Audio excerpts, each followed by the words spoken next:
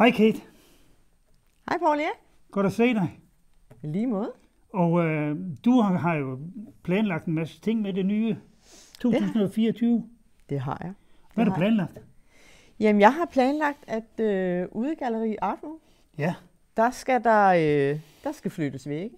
Der skal males om. Der skal være farver.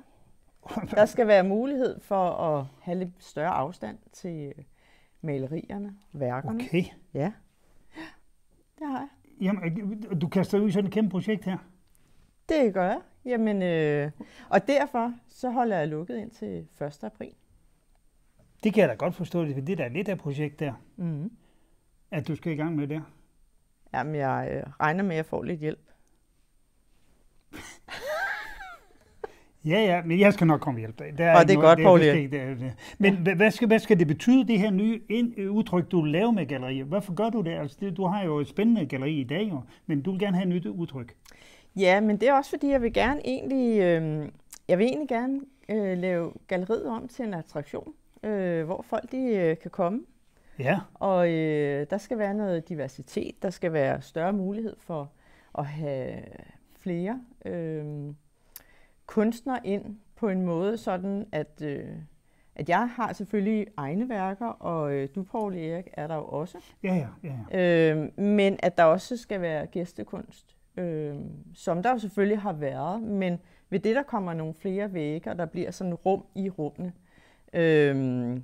så bliver der mulighed for mere diversitet, og der bliver også forskellige kunstarter. Jamen, hvem er udstillet ude hos dig så? Jamen, det er sådan set alle, der vil ses. Og derfor bliver der faktisk også nogle nye åbningstider. Nå. De bliver udvidet lidt. Ja, det gør det. Og hvad vil det sige? Altså, du plejer at åbne hver søndag? Ja, og, men nu bliver det faktisk torsdag, lørdag og søndag. Sådan, at der bliver større mulighed for, at man kan komme forbi. Det tror jeg er godt. Det tror jeg også. Det tror jeg, det er godt, du gør det, Kate. Ja. Så, og de åbningstider, kommer det til at stå heroppe i skyen heroppe? Ja, det gør det. Det gør det. Og det hele? Ja. Men Kate, jeg har også hørt en lille fugl synge om, du har en anden plan. Ja. Hvad går det ud på, Kate? Jamen, det går ud på, at jeg vil åbne 1. april, som jo er anden påskedag. Ja. Men så vil jeg åbne med en kunstfestival. Ja. Hold fast i bordet. Ja, det må jeg da sige. What? Ja, en kunstfestival, hvor det er, at der bliver mulighed for, at man kan tilmelde sig. Og for hvem altså? Jamen, det er faktisk for alle, der har lyst til at vise sin kunst frem.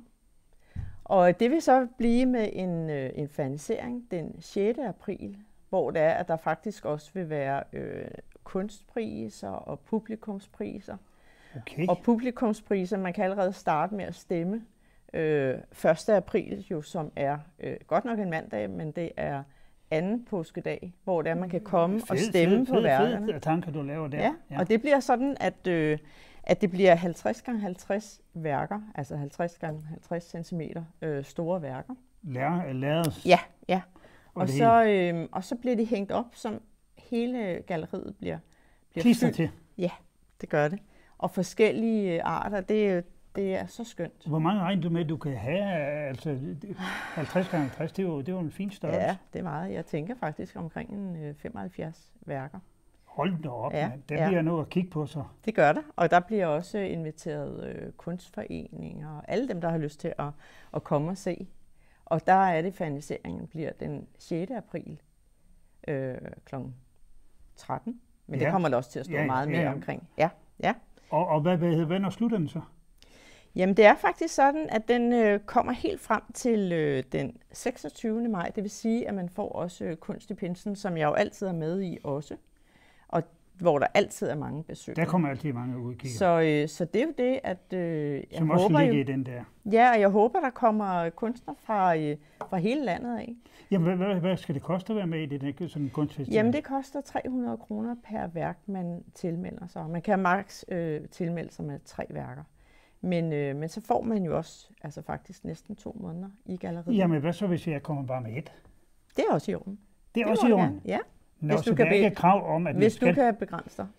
Det kan jeg så ikke. Men det er bare for andres skyld, de kunne få ligesom vide om, hvad det er. Ja. Okay. Og de der priser der, hvad du siger, en publikumspris? Mm-hmm. Det bliver dem, der kommer ind, og der så får en stemmeseddel, og så kan de gå rundt. Og så alle besøgende? Ja. De får lov at sætte kryds ved. Ja, lige præcis. Og hvad kommer det til at ske med de værker? Er det personnavne på, eller titler, eller hvad er priser, eller hvad skal det stå? Jamen det er klart, at når der er den her publikumspris, så er det jo sådan set lidt hemmeligt, hvem det er, der... Okay. Ja. Og altså, jeg vil også sige, at vi kommer ikke til at være med. Altså, vi skal jo være dem, der sætter op. Eller, jeg ved ikke, om du har lyst til at hjælpe mig der, men i hvert fald så... Nå, okay, det var skam, jeg tror helst. Så du kunne hænge op, og så var det dig, der var komiteen. Ja, og så lige nok. var det Poul Erik, der vandt både. Lige nok, Nej. For det hele. Så hvad hedder det? Jamen, det er jo spændende tiltag. Det er rigtig spændende. Og hvad så, når du kommer derhen efter der? Hvad har du så plads i kalenderen? Holder du sommerferie, eller hvad har du plan om, du gør? Jamen altså, så bliver der jo efter at alt det her det er overstået med den her kunstfestival, så bliver det jo så mere normale tilstande på den måde, at så bliver det jo så, juni måned bliver jo en mere almindelig måned, hvor at dine værker altså hænger, og mine værker, og der bliver så også en gæstekunstner der, men det kommer man jo til at høre meget mere om. Meget mere om, ja. Men altså, det bliver sindssygt spændende med udvidelse af galleriet på den måde, der bliver flere vægge. Der bliver også et sort rum, kan jeg afsløre. Det er sådan, hvor man går ind i en mørk, og der kun lige er lys på. Jeg har set det ude på et kunstmuseum, og det er sindssygt flot. Det er så fantastisk flot at dele. Og hvad skal man gøre, hvis man vil være med? Altså, hvad skal man så gøre, Kate? Jamen altså, man skal sende en mail. Og det kommer også til at stå. Til mig, eller hvad? Nej, til mig selvfølgelig. Okay. Ja, det gør jeg. Og hvad hedder den mail? Skal vi skrive den her op også? Eller det gør vi. artkatepil@gmail.com. Fantastisk, Kate. Ja, så jo. Og det vil sige, at i et øjeblik, at man sender sådan en mail der, er man så optaget, så skal man selvfølgelig betale nogle penge over til en kontonummer, de også finder ud af, hvad det skal være. Og så er man optaget. Ja. Og så kommer man... selvfølgelig jeg er jo super interesseret i, hvad det er, man går og laver. Men altså, der er sådan set ikke, der er sådan set ikke nogen begrænsning. Det er der ikke. Fordi jeg synes, at alle dem, der har lyst til at vise deres kunst frem, er velkommen.